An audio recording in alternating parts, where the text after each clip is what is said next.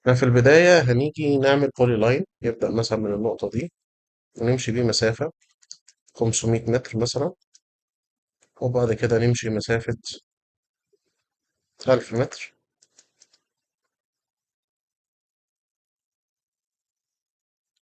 وبعد كده هنيجي نقول له فيلت اف انتر ار انتر ونديله راديوس 500 ما بين الخط ده والخط ده.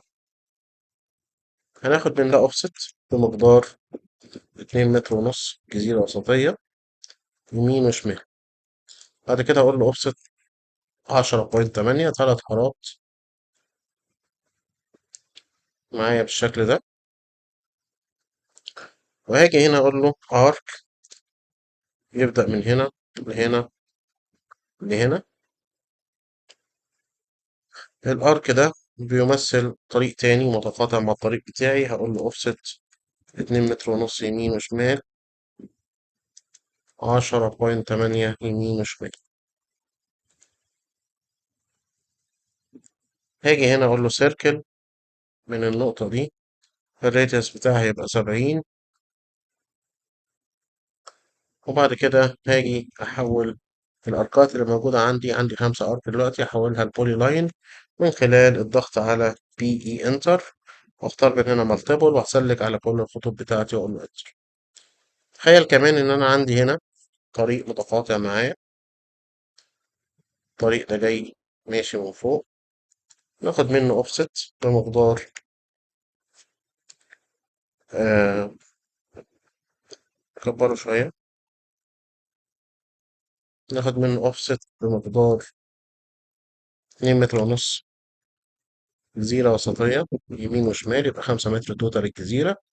بعدين هقول له اوفست 10.8 يمين وشمال.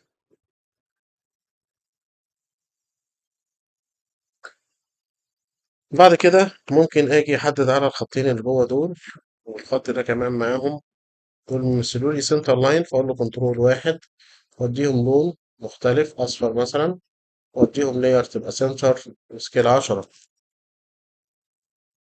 عشان يبانوا معايا ان هما سنتر لاين.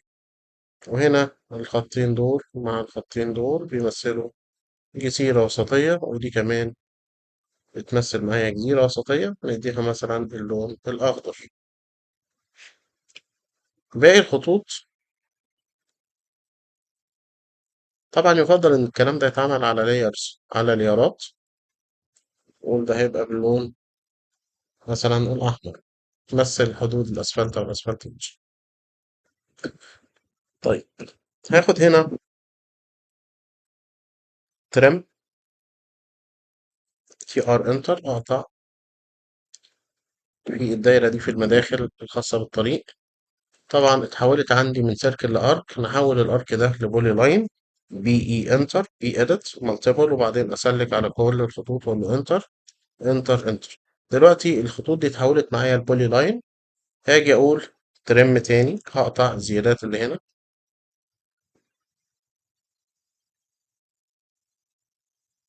بالشكل ده، نفس الكلام هنا، بس هبقي معايا السنتر لاين مش اكتر. ترم، هقطع الزيادات دي، فيلت اف انتر ار انتر، اف انتر ار انتر، واديله راديوس مثلا 50 أو 60 أو 70 زي ما أنت حابب. مثلا خدت 60 فارق ما بين الخط ده والخط ده، نفس الكلام هنا، نفس الكلام هنا، ونفس الكلام هنا، عشان أشكل الراوند أباوت بتاعي اللي موجود عندي. وبعد كده هاخد أوفست. ممكن أعمل حاجة، ممكن آخد الخطوط دي سي أو كوبي، بعيد كده شوية، وأجي هنا أقول له بولي لاين من النقطة دي للنقطة دي للنقطة دي للنقطة دي للنقطة دي للنقطة دي، وأقفل تاني البولي لاين كلوز، وأقول له حدد عليه تي ار انتر، وأقطع الزيادات الخارجية دي.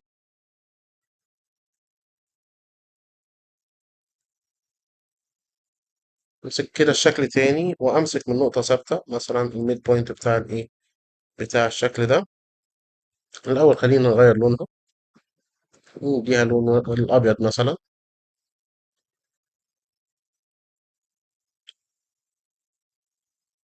موف انتر وامسك من الميد بوينت هنا وارجع تاني الخطوط لمكانها. الهدف من الخطوة دي ايه؟ ان انا عايز اخد اوفست من الخط ده بمقدار 10.8 عروض الحارات، وهنا نفس الكلام وهنا نفس الكلام. اقول له سيركل من نقطة السنتر كده توصل الخطوط دي ببعضها، واقول له ترم اقطع لي بقى الزيادات اللي موجودة عندي عشان ابقى شكلت الراوند اباوت بتاعي. اقطع الزيادات اللي تسمح لي بتشكيل الميديان الخاصة بالراوند اباوت. سيركل، وممكن اقول له دلوقتي فيلت اف انتر ار انتر واقول له 5 انتر، واختار الخط ده مع الخط ده عشان يديني التشكيلة الخاصة بالراوند اباوت او الميديان الخاصة بالراوند اباوت.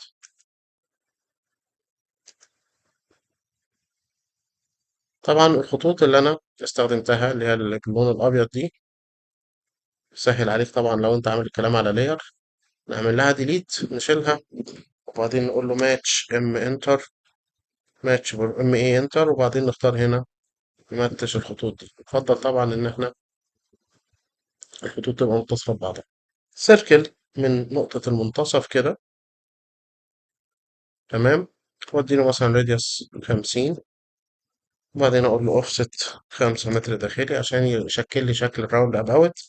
ماتش بروبرتس واخد هنا الخصائص دي احطها هنا.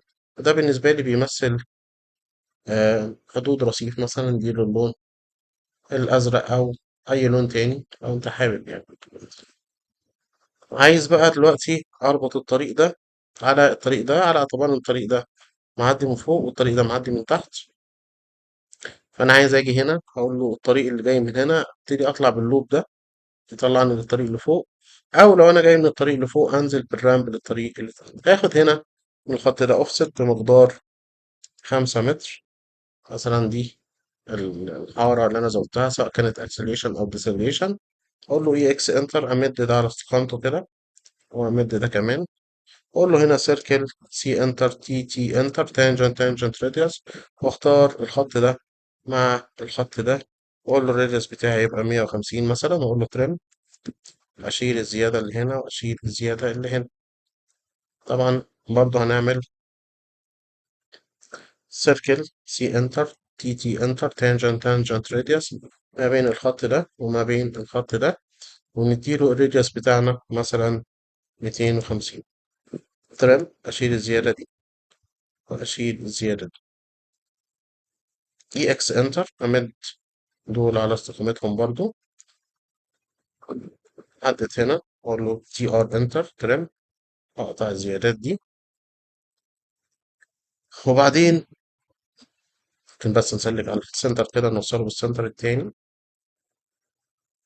وبعدين أجي آخد من ده أوفست بمقدار ال5 متر بتاعتي اللي هو طبعا ده طريق المفروض إنه هيجي يربط هنا على الحارة بتاع الإيه التباطؤ. فممكن أقول له أوفست مقدار 10.8 حارات كلها بحيث إنه يجي على السنتر كده أو يربط على الخط ده، ونفس الكلام هنا. ترم، وأشيل الزيادة دي وأشيل الزيادة دي. ده شكل الإيه ده شكل الخط بتاعي. ترم، وأقطع الزيادة دي وأقطع الزيادة دي. ماتش ام اي انتر، أمتش الخط ده مع الخط ده والخط ده مع الخط ده، نفس الكلام.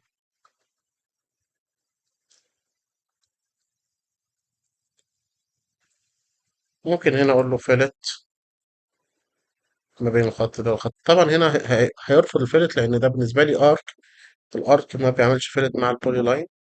عشان كده أنا هسلك على كل الارك اللي موجودة عندي، أقول له بي اي انتر مالتيبل، حدد عليهم كلهم كده تاني، أقول له انتر انتر انتر بحيث إنهم يتحولوا لبولي لاين.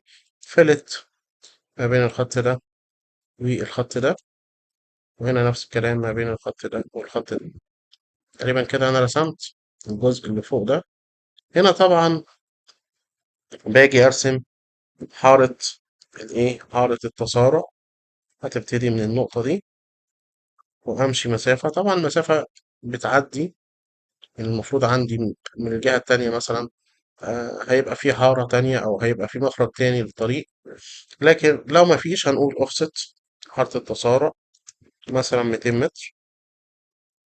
تمام، وبعدين أقول له offset مرة تانية 70 متر أو 90 متر من النقطة دي للنقطة دي. بولي لاين أوصل الوصلة دي كده. ترم أشيل الزيادة اللي هنا وأشيل الزيادة اللي هنا. فيلت ما بين الخط ده والخط ده. فيلت ما بين الخط ده والخط ده. كده الخط الباقي ده ملوش لازمة عندي، ملوش استخدام. الريس من الجهة التانية أنا جاي هنا المفروض يبقى في حالة تباطؤ، هنقول مثلا من النقطة دي، من الجيومتري بوينت بتاع الارك دي، وناخد منها اوفست بمقدار 150. وبعدين اقول له المسافة دي احنا عندنا 5 متر. 5 متر هناخد ميل واحد لعشرين، يعني بنتكلم في 200 متر. هقول له اوفست 200 متر. ده طول التيبر بتاع بتاع التباطؤ. هنبدأ من النقطة دي نوصل للنقطة دي. ترم أشيل الزيادة اللي هنا وأقطع الحتة دي كده. الخط ده ملوش أي استخدام عندي دلوقتي، نعمل له erase. شيل الزيادات اللي ملهاش استخدام. سلك على كل الخطوط بتاعتك وقول له select similar joint. كده أنا رسمت الوصلة بتاعتي. طبعا هنا ده عبارة عن arc وده arc تاني، يعني عندي هنا الرمب ده عبارة عن 2 arc بالشكل اللي احنا شايفينه.